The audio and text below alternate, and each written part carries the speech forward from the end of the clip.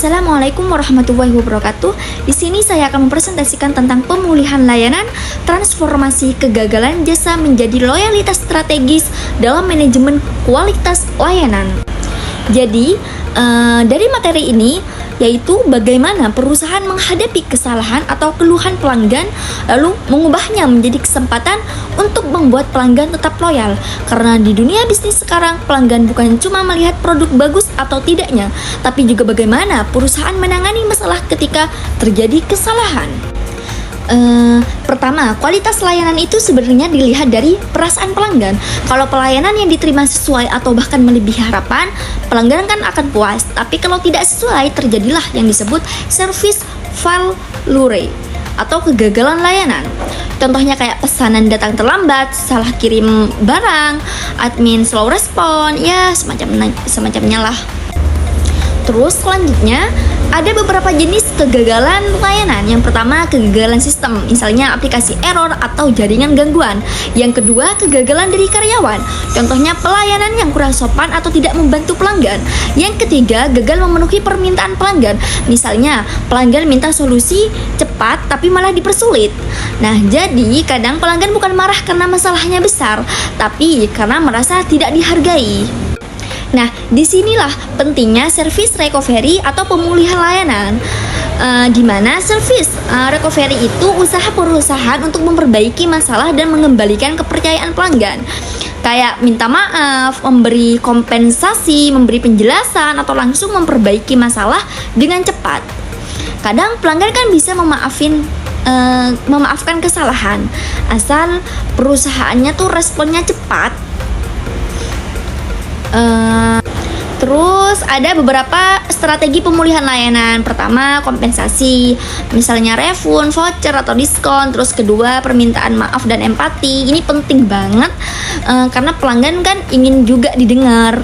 Terus ketiga, penjelasan yang jelas. Jangan sampai pelanggan tuh merasa bingung.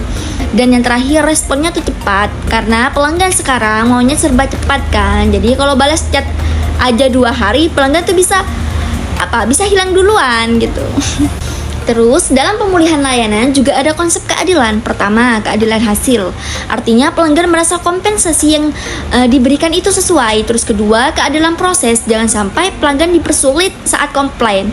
Terus ketiga, keadilan interaksi, yaitu bagaimana pelanggan diperlakukan dengan sopan dan dihargai.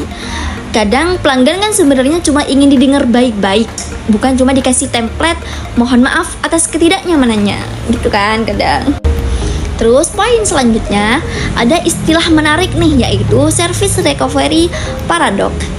Artinya pelanggan yang tadinya kecewa bisa malah jadi lebih loyal setelah masalahnya ditangani dengan sangat baik. Contohnya, pesanan pelanggan salah, lalu perusahaan langsung minta maaf, mengganti produk dan memberi bonus.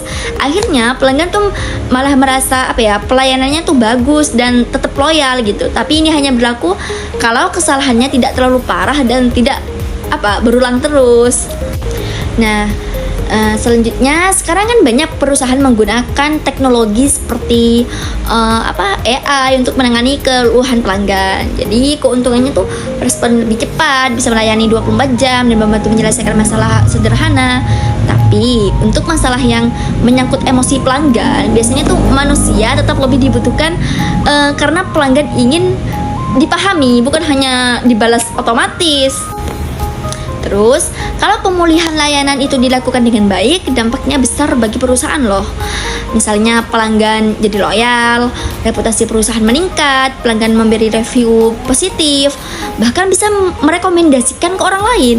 Karena sekarang satu komentar buruk di media sosial itu bisa cepat menyebar. Jadi perusahaan harus benar-benar menjaga pelayanannya gitu. Oke, mungkin hanya itu yang dapat saya sampaikan. Kurang dan lebihnya mohon maaf. Assalamualaikum warahmatullahi wabarakatuh.